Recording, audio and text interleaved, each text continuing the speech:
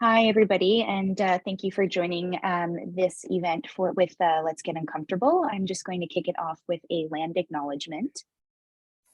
We acknowledge with respect and humility that we are uninvited settlers on the lands which we live, learn, play, and work. This includes the treaty and traditional territory of many nations, including Mississaugas of the Credit, the Anishinaabe, the Chippewa, the Haudenosaunee, and the Wendat peoples. We recognize and deeply appreciate their historic and deeply rooted connection to the sacred lands known by settlers as Toronto. We recognize the contributions of First Nations, Métis, Inuit, and other Indigenous peoples have made in shaping and strengthening Turtle Island as a whole. As settlers, the recognition of the contributions and historic importance of Indigenous peoples must also be overtly connected to making truth and reconciliation real in our communities and to bring justice for murdered and missing Indigenous women, girls, and Two-Spirit folks across Turtle Island.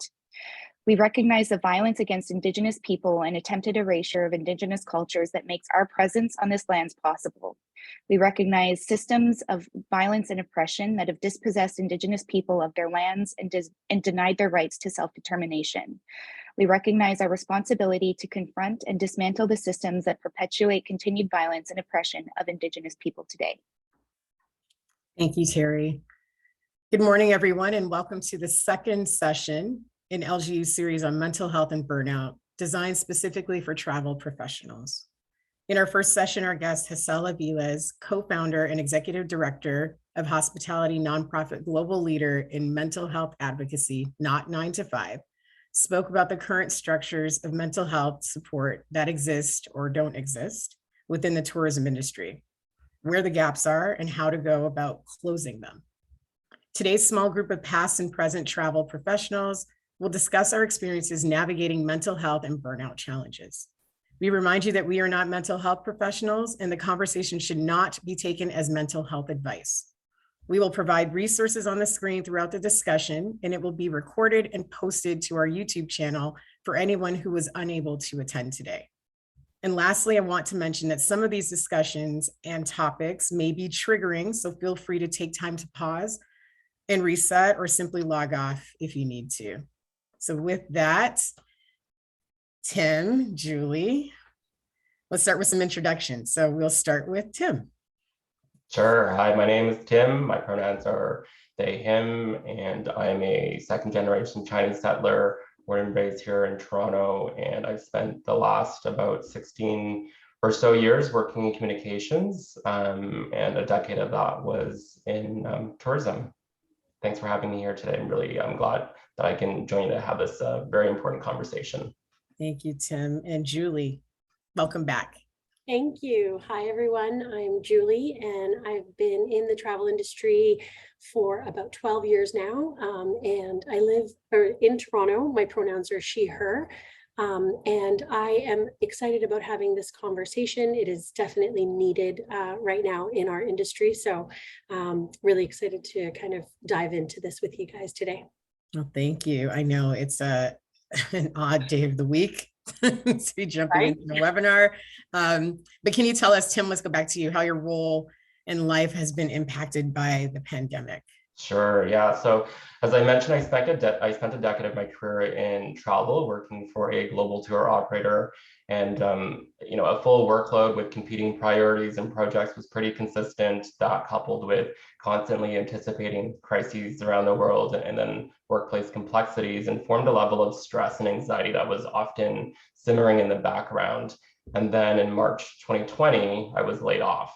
I've never been laid off before. And I landed in a pretty dark place. It made me realize how much of my identity and how much of my self-worth were attached to and defined by my career, my job.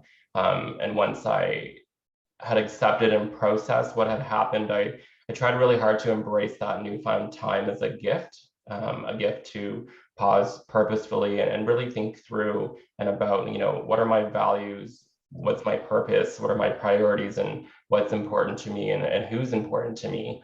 At the time, I'd been working in communications for 14 years, and prior to that, since I was in junior high school, all through high school, all through university. So I never really had the chance to take a step back and to pause. So I'd like to think that regardless of whether you had a job then, everyone was forced to pause and hopefully do some evaluating.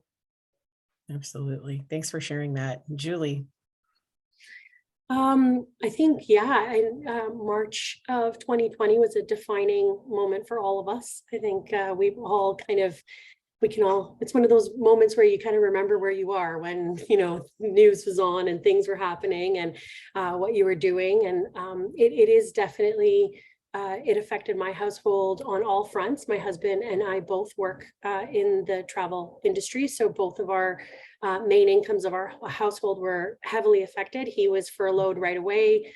I'm independent. So just watching your book of business kind of dissolve in front of you. But not only having to watch it dissolve in front of you, but the workload never really halting, and just having to deal with, everybody knows the refunds, the credits, just managing everybody's, unprecedented expectations of, what happens next, what's our next move, and just trying to kind of pivot through that. And I feel like it's just kind of continued from then till now, ongoing. And it's just now it's a different type of busy. Now, obviously we're busy because the resurgence is happening. So it's just kind of not given any of us a really big break to kind of process. Like I'm looking at we're on to 2023 and I haven't processed what's happened in 2020. So and I think a lot of us are there, dealing with a lot of the same sort of trying to process what's kind of happened. Yeah, it's kind of it's like a blur. Blur. Even what you're in now, like, we're in a different space, but it still feels like, did the last month even happen? I had weddings that all kind of tumbled together, and I don't have any real in-depth recollection of what I was doing. I'm like, that was in August. All these people got married. It feels like it was 9 months ago. It's that voided space, whether it was a void of production for Julie and myself, or for Tim, a void of everything stopped. What am I doing now? We all kind of had the same feelings of anxiety or what's next. And so, Tim, you mentioned the darkness, and in our previous discussion, we talked about giving yourself permission with it. Can you share a little more about that and what it felt like? And how did you get to a place where you could acknowledge it's okay to not be okay, or this is where I am today, and navigate? Absolutely. It was tough. It was really tough. Mental health was not something that was openly addressed and acknowledged growing up, and it was very culturally taboo. And as a result, I spent so many years programming myself to internalize and to carry that weight and to push through. However, the layoff, coupled with all the inequities COVID exposed and magnified, was not something that I could just internalize and push through. It was deeply, deeply destabilizing. And it took a while, but I eventually got to a place where I gave myself that permission to acknowledge that I was really in a tough position, that I'm not okay, and more importantly, that it's okay to not be okay. And right now, what I don't need is to push through.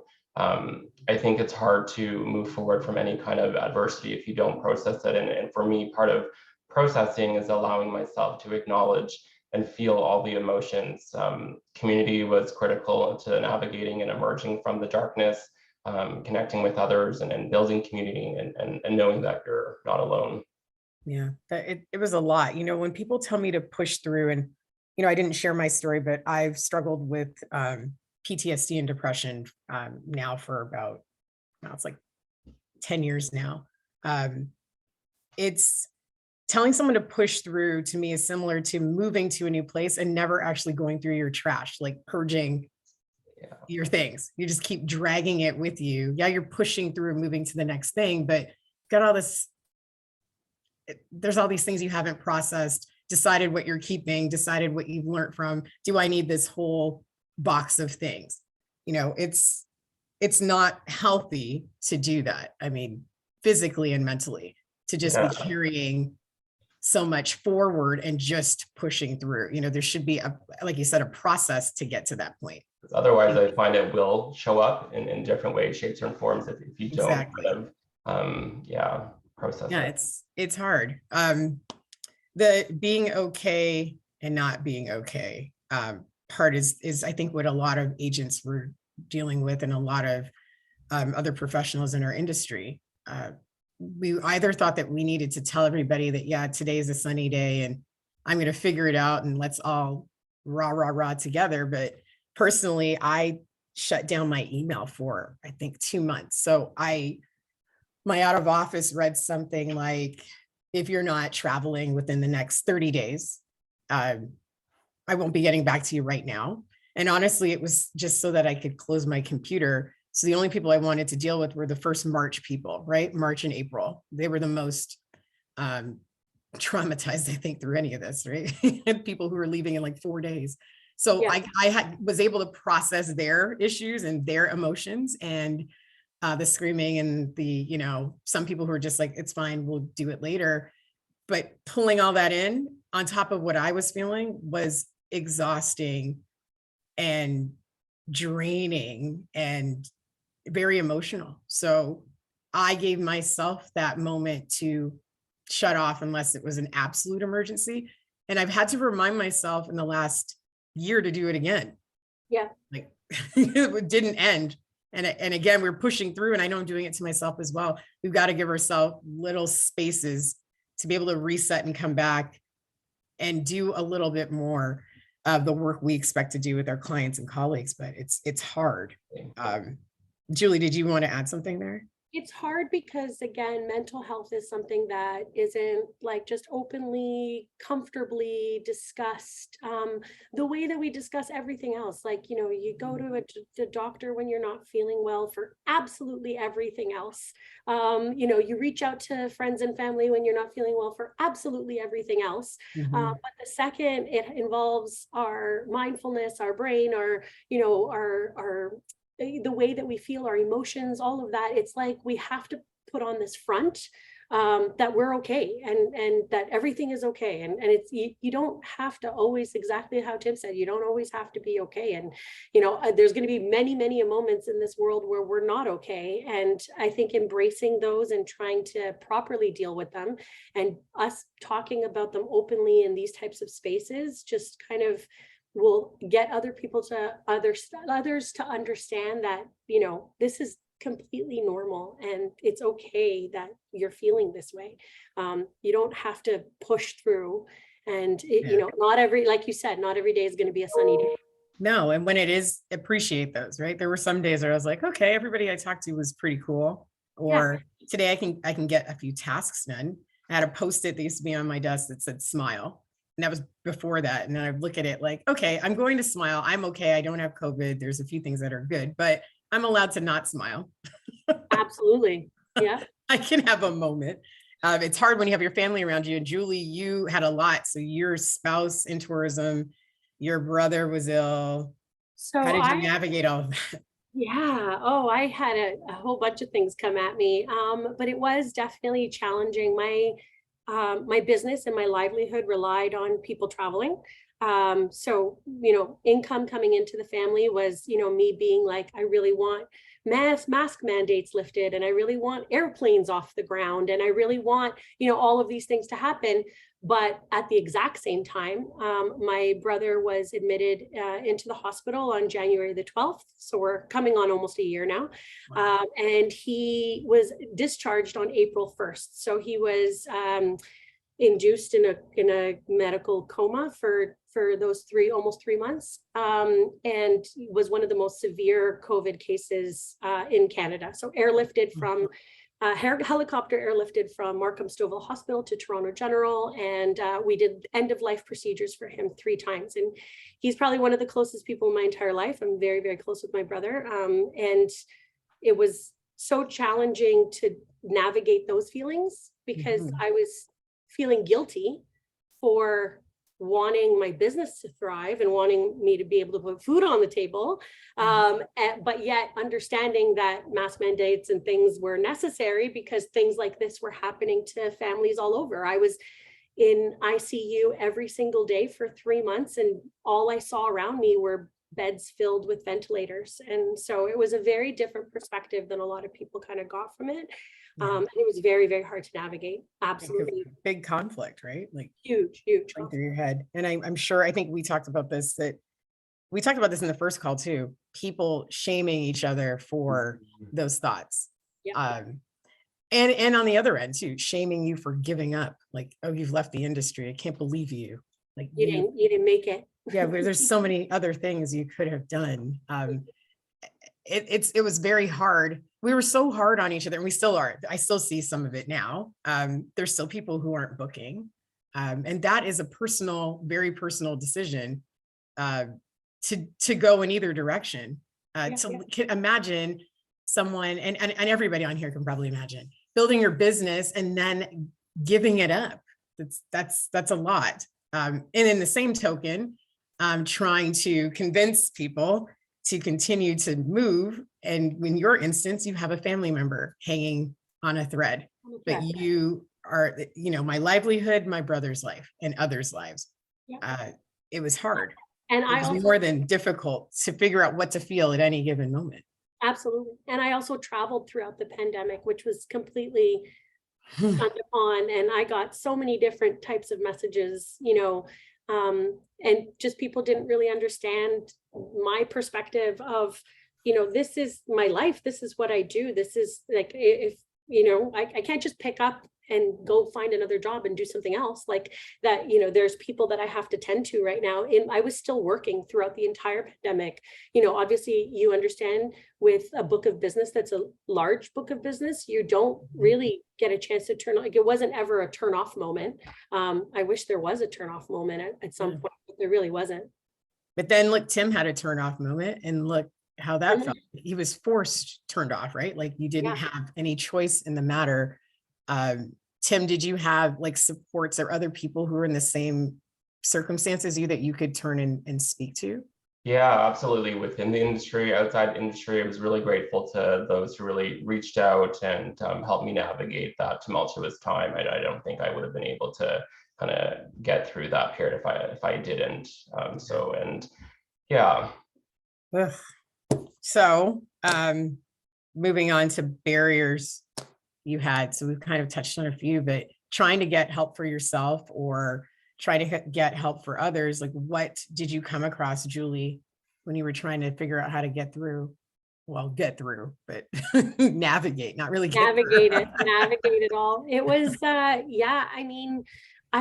was very lucky to have a very supportive family. So when March 2020 hit, my daughter came home from school and I was probably going to have I was having a moment. And so my brother was like, let me take her and she can come stay with us for a couple of days while you kind of figure out what to do, which was great.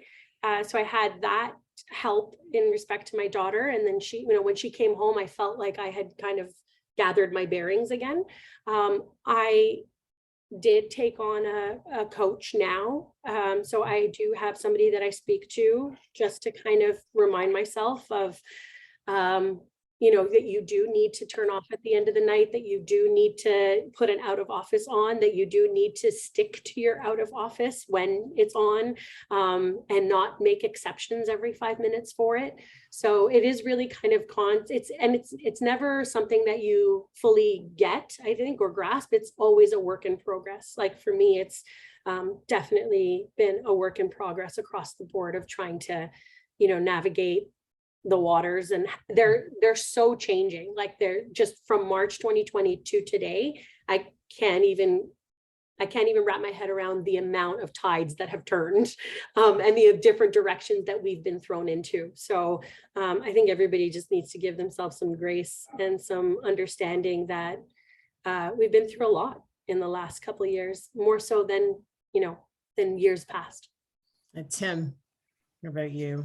Yeah, barriers. I think in many ways, I was my own biggest barrier. I was kind of holding myself back. I feel like oftentimes I've had to work harder to receive the same acknowledgement and acceptance. So from that perspective, acknowledging my struggles with mental health felt like a weakness.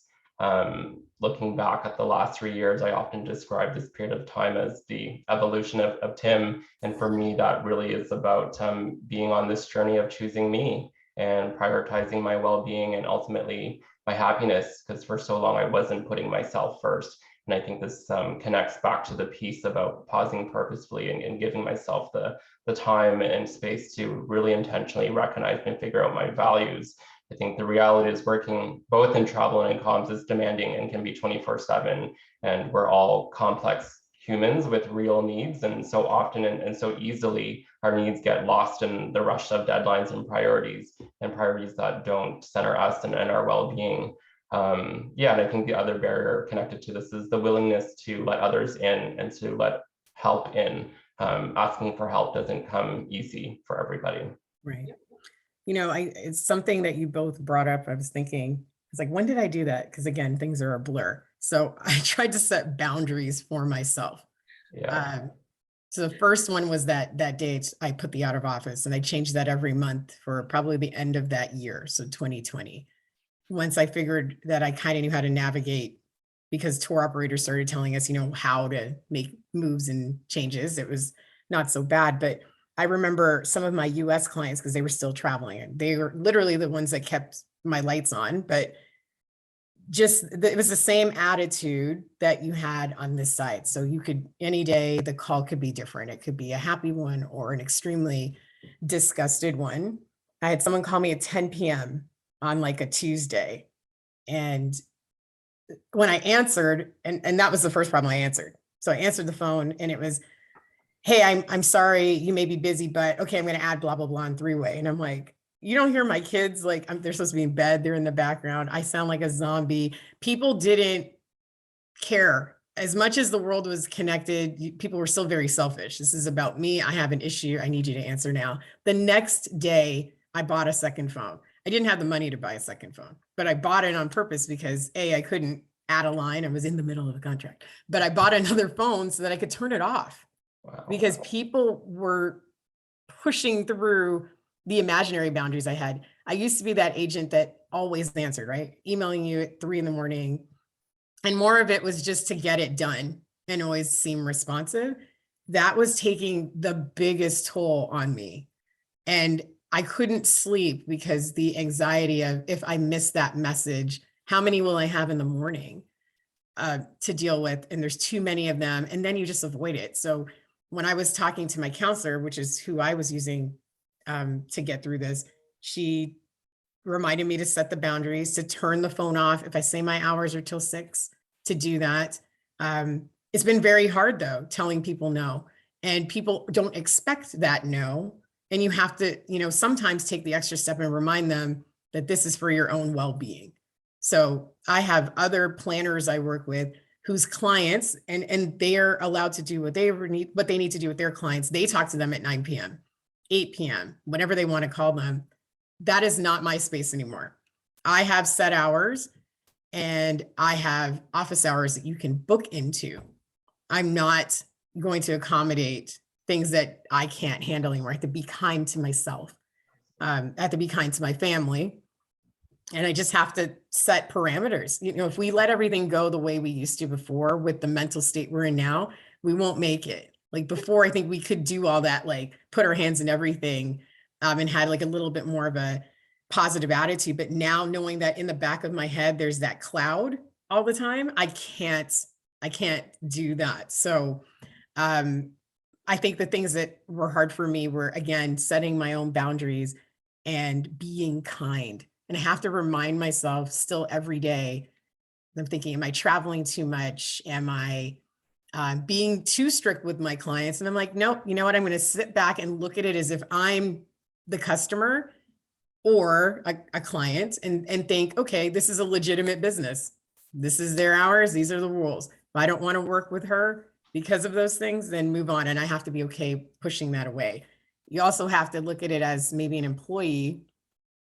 If you need the time, you should be able to ask for it. You should be able to ask for it. We've had before COVID time to talk about mental health, but really the practice is not there. Our employers say they support these things, our tour operators, whoever. But then when you need to ask for it, do you feel safe asking?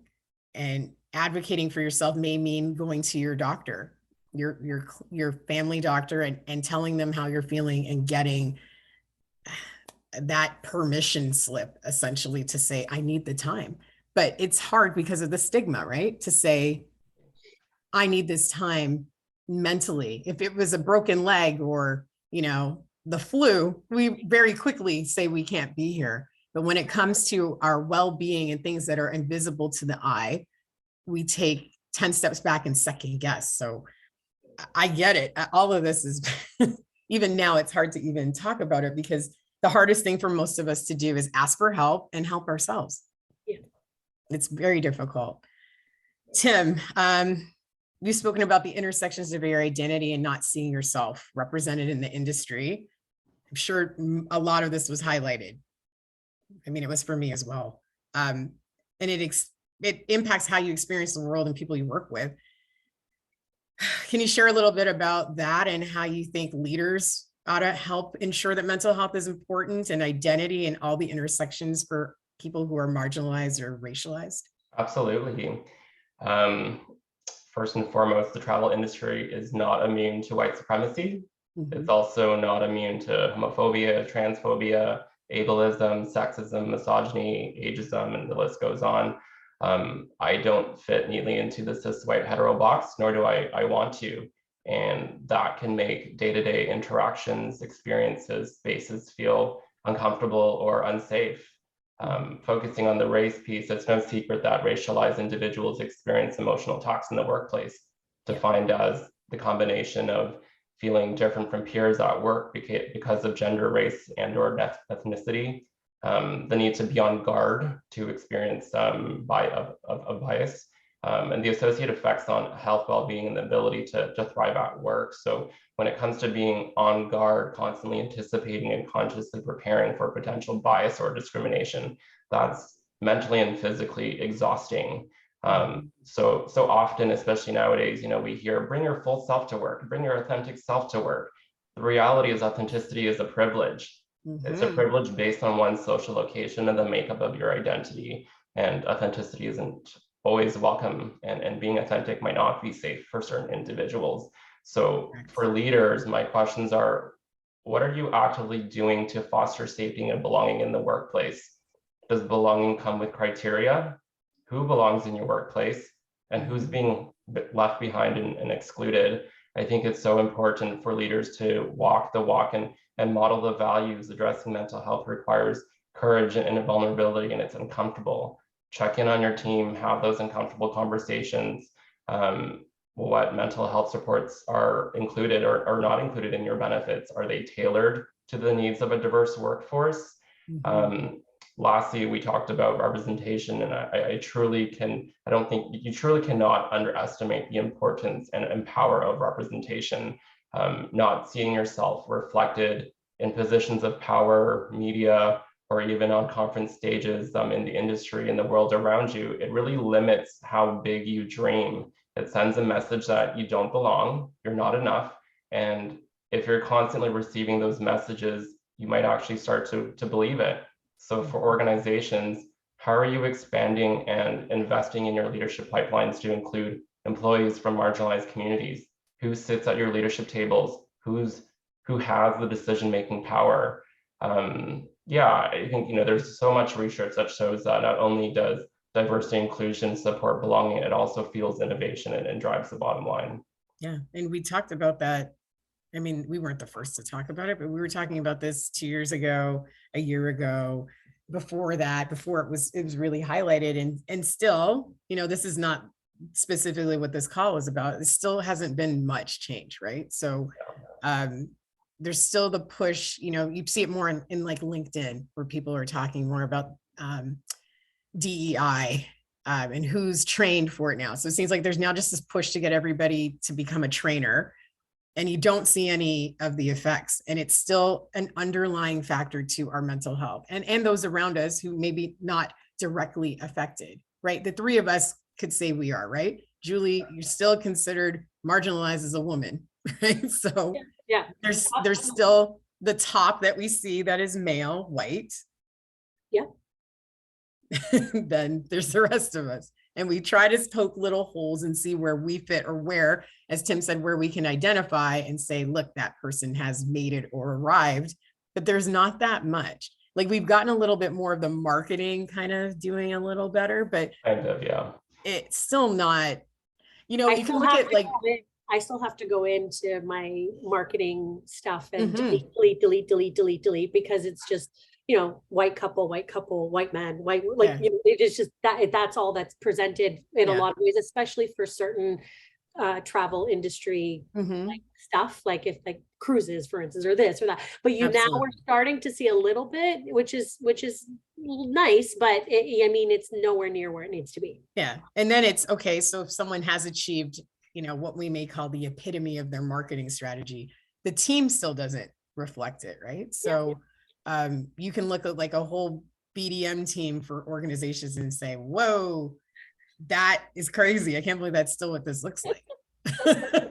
And everybody's still cheering and like, we're doing well. You're doing so well. Yeah, everybody's doing a great job. And then what does that do, right? We've all got these underlying other issues.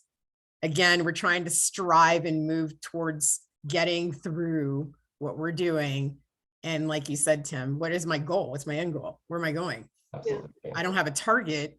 I can't see someone who's made it through. And even when you talk about the mental health side, leaders aren't talking about that, right? So, and it's almost to a point where you're being gaslit about it too. Like, Mhm. oh, we are doing everything. yeah, remember, we're back. We're, You know, yeah, we're building back better. Yeah, everybody's doing great. Exactly. Like, and when you question it, you're like, they gaslight you. I'm supposed to be doing great. What am I complaining about? Absolutely. No. It's exhausting. Yeah. Let's talk about mental health resources. So there's been a few things each of us have talked about that we found. So Julie, start with maybe some of the things you've used or you found that we can share with people that they may be able to tap into. Yeah, I mean, I was, again, lucky enough that I got myself a coach. You don't need to, I mean, if you don't pay for coaching or again, hopefully work benefits cover some sort of, you know, person that you can speak with, that you can kind of put yourself out there, get all your feelings out, you know, and discuss kind of really what's going on and be honest with yourself. I think it is being honest with ourselves. And so we are, you know, we don't like asking for help. We always need to make sure that we are, you know, I'm fine. And it's, you know, it's the understanding that it's okay not to be fine. And it's okay to be honest with yourself about what your true feelings are, and what you're going through. But also just kind of taking time for yourself, really doing that. And I struggle with it on a daily. That's why I got myself a coach, is because I do burn myself out all the time by exactly what you were saying, picking up the phone at 10 p.m., answering that 1 a.m. email, you know, doing those things that in any other job or any other, you know, place or whatever, you know, may not, you know, you wouldn't need to do this, or you wouldn't. We tend to just kind of try as hard as we can in the travel industry because we know the competition is fierce. We know that people can jump online at any given moment and book something. So you're just, you know, I think it's also allowing the bookings to, if it goes, it goes. Something else will come, you know. Believe in yourself, believe in your business, be great at what you do. And don't worry if you know, you lost that one because you didn't answer the phone at 10 p.m. or you didn't, you know, it was meant to be lost at that point, because your mental health is worth more than you having to answer every single call and every single email that comes through. Also kind of sticking to, you know, trying as hard as you can to stick to taking breaks. Get up, make a coffee, go for a walk, do things that you need to, like, I know we say That's the hard part. Yeah, we say it all the time. I'm the worst at this, but it is really important to just take that break in your head, and kind of separate yourself and do stuff that you know, be with people that you love, do things that make you happy. Yeah. Tim, you don't have bookings, but what can you let go of, and what can you reshift in your schedule or your task list to help you? And what resources were you using? during this Sure. time? What you said about setting boundaries, I've also been on a journey of trying to set really clear boundaries with myself and respecting my own boundaries. I think it's also back to that piece about giving yourself permission to acknowledge the weight that you're carrying it and to really name it and accept it.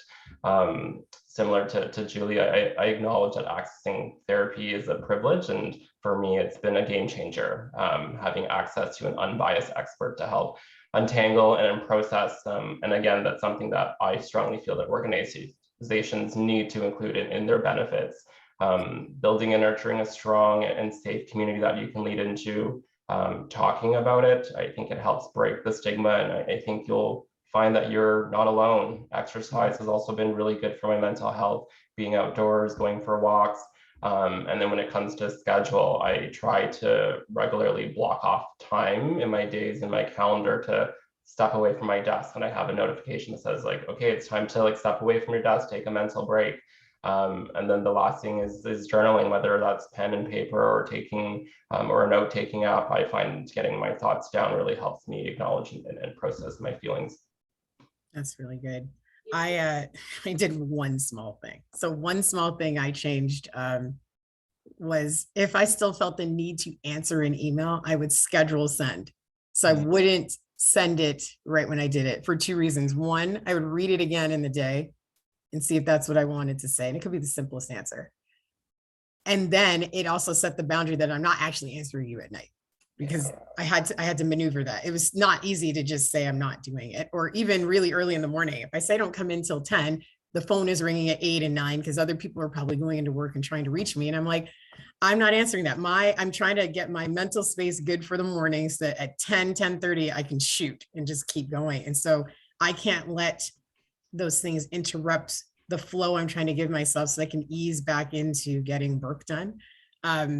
I started using the call lines that I think Terry just popped a few in.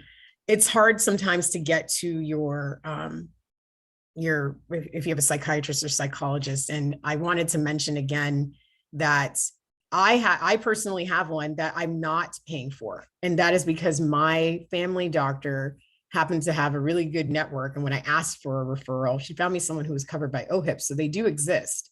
And I can see her as many times as I need to. And I've seen her for years because, like I said, I've had to deal with mental health for years. And sometimes it's months I don't speak to her. Sometimes it's weekly if I need to. And it's basically a check-in each time I talk to her about how frequently we need to see each other for whatever the issue is. And sometimes I still see her when I'm not, like when I feel like I'm in a good place, just to have a baseline so that she knows what I'm like when I'm doing okay, or how I'm managing and coping. So I don't want people to forget that, yeah, we all don't have benefits. I don't have benefits. Well, I do now, but I had to pay, an arm and a leg for them. But either way, when I didn't, I tried to find the network I could get from my doctor. I think you just have to be open and honest with your doctor and tell them, and not all of them have the same networks, but you can reach out to CAMH and find out which doctors are OHIP supported. You can also go to, I think one of the sites I had on there was 211. So you can find out which mental health professionals in your area are covered by OHIP. You still need a referral, but at least you could give your doctor a name. And again, it's going to be hit or miss. So I know the two of you have, and even with coaching, Julie, like you might pick someone and they may not be the right fit for you. It's not going to be one size fits all. You have to be good to yourself again and realize whether this person or this type of work is good for you. You may need a group instead of a one-on-one. You may need some kind of an art therapy outlet. You may just need to journal. Honestly, it just depends on what's happening. Knowing that I've had to do this for 10 years, it always changes and the people change. And luckily, this one professional I have has been good for me for a long time. But before that, I can tell you I've had it like 10 different types. And it just depended on what I knew I needed at the time. You do have to take the few minutes to see what it is that's actually working and not, because you're the only one who can tell that. Somebody else can tell you on paper, like, yeah, we're progressing and doing well, but that may not reflect how you actually feel.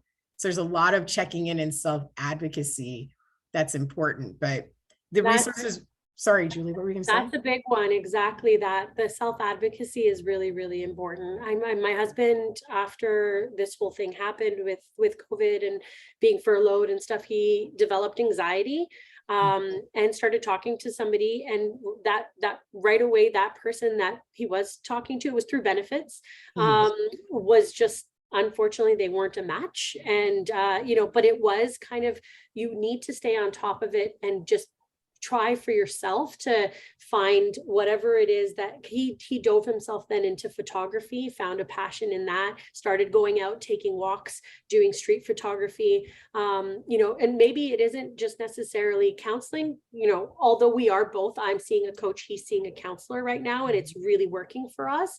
But it also is other outlets, you know what I mean? Like photography or painting or walking or exercising or all of these other things that if you find something that truly makes you happy inside, just advocate for yourself and always kind of try, even if it falls, like with him where it didn't work out the first time, he didn't just give up, right? And it's important to not give up on yourself. But again, remembering to be kind, because sometimes all of that is exhausting. So there were times that I was like, I'm done for the week. I'm just lying down and I'm good with that. Let's just lie down for the day. I think that was sometimes just enough. Like, don't move today. Yeah. Give yourself just a break, because you are constantly fighting for yourself. It is tiring. So sometimes that is the answer. Sometimes it's just don't move. Like, give yourself time to absorb all the hard work you had been doing, congratulate yourself, and then say, okay, what are we going to do differently when I get up? Because I'm not getting up yet. I need a break. Well, it's the same thing as when you have the flu or when you're sick, or, your body's fighting and you need rest, right? So if you're constantly just, also, like you said, activities and doing things to try to like get your, sometimes it's just a simple, I want to sit down and watch mindless Netflix let me watch like Love is Blind or something really ridiculous. Just it's very true. Turn my brain off and just let me veg for like a little bit, and sometimes you need that, right? It's true. Absolutely. Again, I wanted to circle back to our first call. Not 9 to 5 was not listed on here, but we'll definitely poke that back into our Facebook group so that people realize that is still a very, very good resource, and one that's great for our industry because not all of us have traditional benefits. So they have a lot of tools and videos and just little activities you can do for yourself to help get through or find what you need. Is there anything else we missed? Anybody have anything that was burning that they wanted to get out? I think the other thing that stood out to me when you talked about scheduling your emails for the next day, it triggered thought around like so many of us, the way we've been conditioned, we pride ourselves in being available and being productive and being busy over the course of COVID, really unlearning that behavior and those values. Yeah. Why do we have to be so busy? Yeah. It's like a scar you're trying to show off. Right? I didn't sleep for 3 days. I was doing refund. I'm so great. Why? Why did we do that to ourselves? But it's because our society conditions us to be like, the overachievers, go hustle. Everything's about hustling. Everything's about the harder you work. And, we don't value when people are just taking time to allow themselves to be okay and to give themselves a break, and resting is a wonderful thing. Resting is just as good as hustling, right? You got to have a balance of both. You should be happy you can. I've had a client literally say, oh, must be nice that you don't work on the weekends. I was like, it is nice. Yeah, I'm going to be mad on Monday when I see 800 things I have to do, but guess what? I did have a good weekend. Yeah. Because I missed that attitude, number one. I didn't have to hear about that. Or when I actually did take a vacation this year with my kids and I didn't pick up my computer for like a few days of it. I couldn't do the whole week. I tried.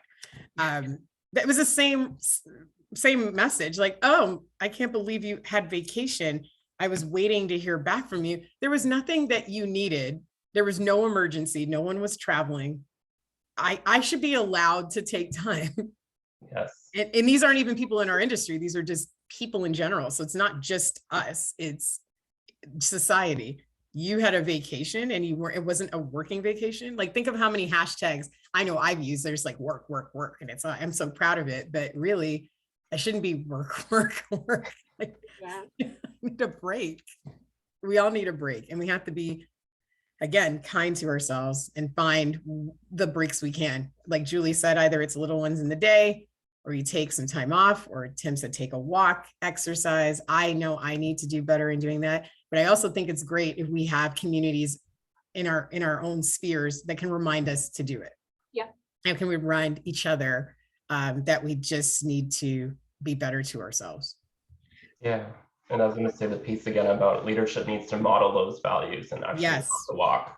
Because definitely it's the same work, work, work, or like I'm on this executive retreat. Like, that's not really a retreat. You're probably working, right? You're working on the retreat.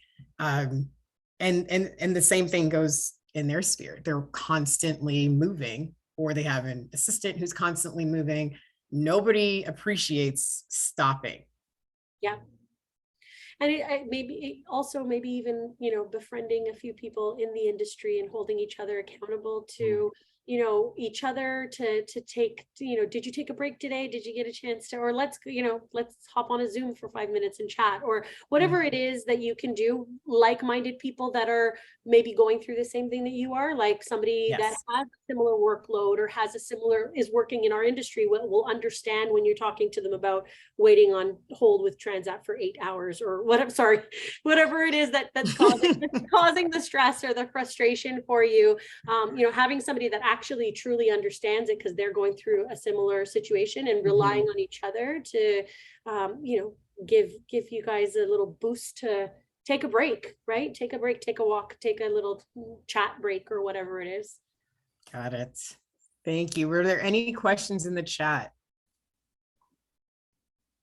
There are not right now, but we definitely invite people to either raise their hand or drop things in the chat. And I did make a comment.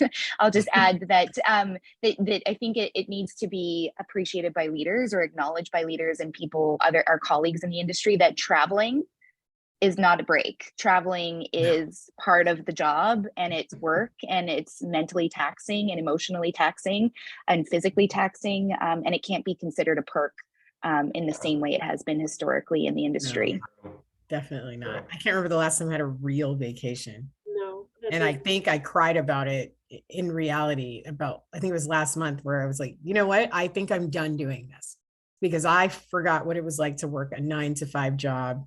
That maybe I still worked 80 hours a week, but I had the complete weekend off. I didn't have to answer anybody until I went into the office. And when I took a vacation, I just had an out of office and someone took care of it.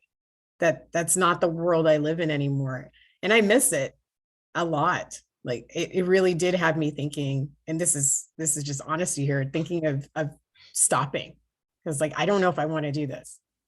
And I think it's, first I felt guilty feeling that way. And I was like, no, that means I need to make a change. That there's something has to change. Right. And we talked about that when we talked about burnout. You have to make a change to what your situation is, big or small, to get yourself out of it and feel free to make better decisions for yourself. Yeah. Yeah. Thanks, you two. Thank you for doing this. I know this is the end of the year. There's a lot going on. There's a lot of emotions with Christmas or whatever you are celebrating, Hanukkah, Kwanzaa. There's a lot. Shalene, we do have one comment. I'll just read if that's okay. Oh, It just came in. So someone says, for me, it's almost the opposite. I feel like I'm having trouble getting motivated and making money again because I don't want to work late. But I also feel like my productivity is not as good and I'm not as efficient at work, and I'm missing that drive and motivation. I'm not as efficient. I feel like, even though I didn't get COVID, and I'll knock on wood again, I don't function the way I did before. And it is because I'm burnt out. Like, you have to acknowledge that is what it is. That's why it's not happening, because we're trained to fear. And that's exactly what it is. Like, it coming back and having to deal with all of that again. It's PTSD. Like, I don't want to deal with booking all of these things. Not that we feel like COVID's around the corner and we're about to be shut down, but it's a valid feeling to say, I'm not ready to do all of that again. But it then balances out where you're like, I need to pay my bills. So what do? It's very hard to get motivated to do a lot right now. Whoever sent that, I hope that you don't feel like you're alone in that feeling. It really is a lot to, even for me, to do things that are exciting, like talking to a new client is exciting. But then as soon as I hang up, I'm like, oh, I have to get a contract ready. I have to get a website done. I have to do all these things. And I'm like, it's already exhausting just thinking about it. Something I can do in my sleep, but it's just a lot. And I'm not necessarily that motivated. The only motivation sometimes now is money. Yeah. And that's not enough. To not be so hard on yourself and give yourself grace outside of, the industry and what have you. As much as we would like COVID to be behind us, it isn't. It's still very much present, and there are a lot of residual effects and impacts of isolation and all these things that affect our mental health. So I think we're still working through a lot of that. Yeah, I think it's going to be a long time, and I really wish more people were talking about this, because you can tell even when you're calling like a tour operator, just the demeanor of the person on the other line. You can feel it. You can tell if they're new and they're nervous, because you're asking for things that everything's outside the box now, right? Or you're talking to somebody who's been there a long time and they're just short, or it's kind of blasé. They're just kind of like, everybody's been hit, whether they have processed it or not. Everybody has changed. It's also just been ongoing. Like, it's just one thing after the other, not even taking 2020 into account as to how many world events happened within that 1 year. Then, even within our travel industry, like we dealt with all that stuff and are dealing with all that stuff. And then on top of all of that, then you've got supplier issues. Hold times were outrageous. Everybody was losing luggage. Airports were crazy wacky. Staffing shortages. It was just like, it was complete chaos for a little while in our industry, even, during the resurgence. So to lack that, motivation, or to, feel like, I don't even want to get up and action this email right now, is completely valid, right? Like, you're validated in your feelings of feeling that way, because it is really hard to get up and action an email when you've gone through everything that you've gone through. Like everyone's saying here, PTSD is a very real thing, and I don't think we've properly processed everything that's happened thus far to us as an industry. So, and we're still very much dealing with it. Yeah, we are. I think one big thing that I think is missed when we talk about all the things that are wrong in, staffing, hold times, availability, the staff on properties or in destinations, people left. And a lot of people left, and they chose themselves and said, I'm not going back. Right. Yep. So those are some people, and I'm not going to say all of them were at the end. They were either burnt out or whatever it was for them, and did not want to go back in a situation where they thought maybe volatile. Like, what if I go back again and then they let me go again? Like, where am I going to go? And I think a lot of people have also chosen to not go back to an employer that maybe was underpaying them. And in the time they were in, they just had nowhere else to go, and have chosen other things to do. The narrative that people are lazy and don't want to work is not correct. It's that people are choosing to do other things and valuing themselves. Yeah.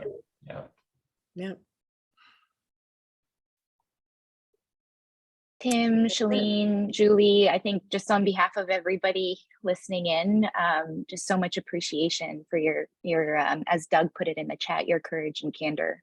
It's a really valuable conversation.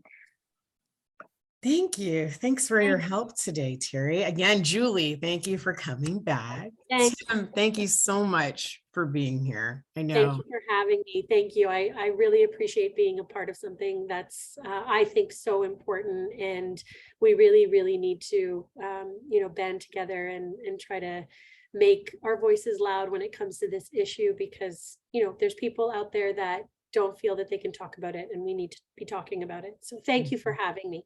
No problem. Sorry, Tim, I don't know if you heard me. I said thank you as well. Thank you for being here. Really appreciate yes, you joining us. I'm glad I was able to be a part of this conversation. Thank you for including me, kind of echoing everything that Shirley said. I think so many people out there are experiencing the same thing, and for a number of reasons, stigma and what have you, they're not speaking up. So hopefully this conversation helps kind of open the door and help people feel less alone. Yeah. I will personally say if there's anyone, I'm not a counselor, but if there's anybody who wants to just vent or talk, I did that with a few people during the lockdowns. I feel free. I don't have any real answers, but I can always share the things I've been doing or things I forgot to share in this group. So I'm available. Here. Yes. Yeah, absolutely. Same goes Start here. the network somewhere, right? Yes. Yeah. Thank you, everyone. Have a great weekend ahead and get ready for the snow. It's coming.